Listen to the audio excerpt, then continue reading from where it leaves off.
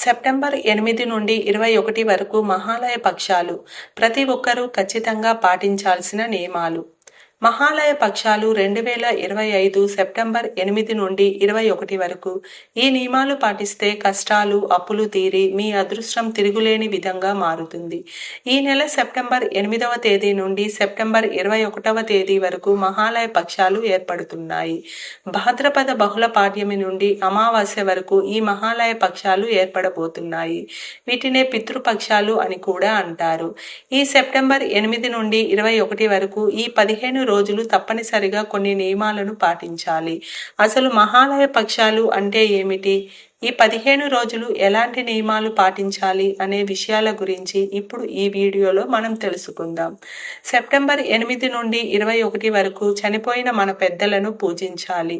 ఎందుకంటే ఈ మహాలయ పక్షాల్లో చనిపోయిన మన పూర్వీకులు భూలోకానికి వస్తారట. దేవుళ్లను ఎలా అయితే పూజిస్తామో అదే విధంగా ఈ మహాలయ పక్షాల్లో చనిపోయిన మన పూర్వీకులను ఆరాధించాలి.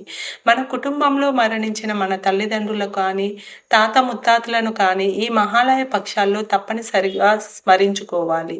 అప్పుడు మాత్రమే మీ ఇంటికి మంచి జరుగుతుంది.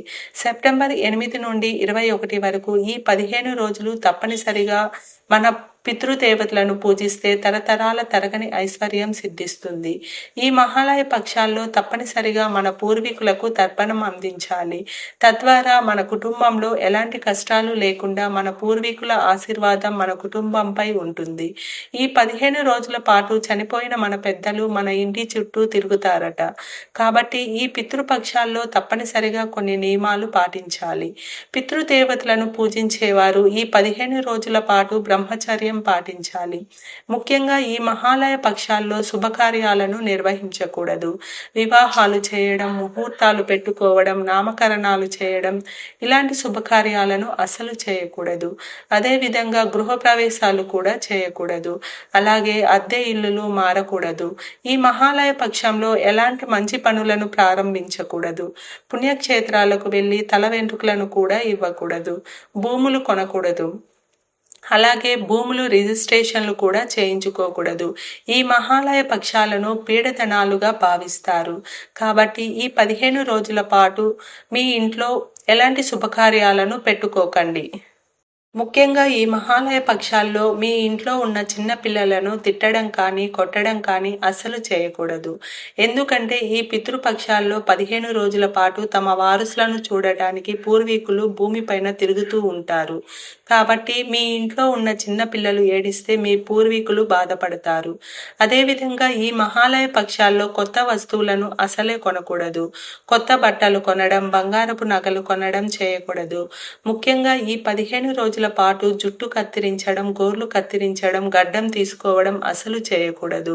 అలాగే ఈ 15 రోజుల పాటు ఇంట్లో ఉన్న ప్రతి ఒక్కరూ తెల్లవారుజామునే నిద్ర లేవాలి. పొరపాటున కూడా ఆలస్యంగా నిద్ర లేవకూడదు.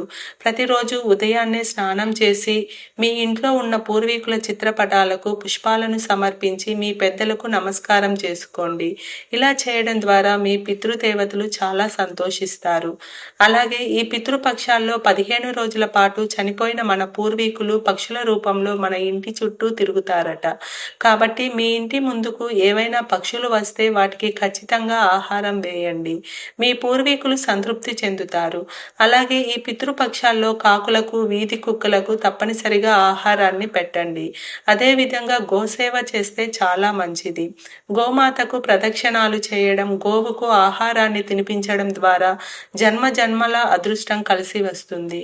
ముఖ్యంగా ఈ మహాలయ పక్షాల్లో బ్రాహ్మణులకు తప్పనిసరిగా స్వయంపాక దానం ఇవ్వాలి. అదేవిధంగా ఈ 15 రోజుల పాటు ఇంట్లో ఎలాంటి గొడవలు జరగకూడదు. ముఖ్యంగా ఇంట్లో ఉన్న ఆడపిల్లలు ఏడవకూడదు. ఈ పితృపక్షాల్లో మీ పూర్వీకుల పేరు మీద అన్నదానం చేయండి. మీ పూర్వీకులు స్వర్గానికి చేరుకుంటారు. ఈ పితృపక్షాల్లో అన్నదానం చేస్తే అనంత కోటి పుణ్యఫలం లభిస్తుంది. అదేవిధంగా ఈ పితృపక్షాల్లో మీరు వండిన ఆహారంలో కొంత భాగాన్ని తీసి పక్కన పెట్టుకోండి. అలాగే రాత్రి సమయంలో కూడా మీ వంటగదిలో కొంచెం ఆహారాన్ని పెట్టుకోండి. ఎందుకంటే ప్రతిరోజు రాత్రి సమయంలో మన పూర్వీకులు మన ఇంట్లోకి ప్రవేశించి ఇంట్లో ఉన్న ఆహారాన్ని స్వీకరిస్తారట. రాత్రి సమయంలో ఇంట్లో అన్నం లేకపోతే మీ పితృదేవతలకు కోపం వస్తుంది. మీ పితృదేవతలు కోపంగా ఉంటే మీ ఇంట్లో ఎన్నో సమస్యలు ఏర్పడతాయి. దీన్నే పితృదోషం అని అంటారు. మీ కుటుంబానికి పితృదోషం ఉంటే మీరు చేసే పనుల్లో ఆటంకాలు ఎదురవుతూ ఉంటాయి. అలాగే మీ కుటుంబంలో ఉన్న ఆడవాళ్లకు చిన్న వయసులోనే వైధవ్యం కలుగుతుంది. అలాగే కుటుంబంలో సంతానం లేకపోవడం, పుట్టిన సంతానం జీవించకపోవడం, అనారోగ్య సమస్యలు ఇలా ఎన్నో తీవ్రమైన సమస్యలు ఏర్పడతాయి. ముఖ్యంగా సంతానం లేని దంపతులు ఈ మహాలయ పక్షంలో మీ పితృదేవతలను స్మరించుకుంటే ఖచ్చితంగా సంతానం కలుగుతుంది. ఈ మహాలయ పక్షాల్లో మీ పూర్వీకులకు తర్పణాలు సమర్పిస్తే మీ పితృదేవతలకు ఆకలి తీరుతుందట. తల్లిదండ్రులు లేనివారు ఈ పితృపక్షాల్లో తప్పనిసరిగా తద్దినాలు నిర్వహించాలి.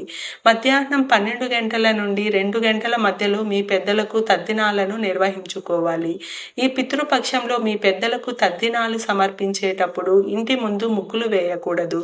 అదేవిధంగా ఈ పితృపక్షాల్లో ప్రతిరోజు ఉదయం స్నానం చేసిన తర్వాత మీ ఇంటి ముందు దక్షిణ ముఖంగా నిలబడి ఆకాశం వైపు చూస్తూ పితృదేవతలకు నమస్కారం చేసుకోవాలి.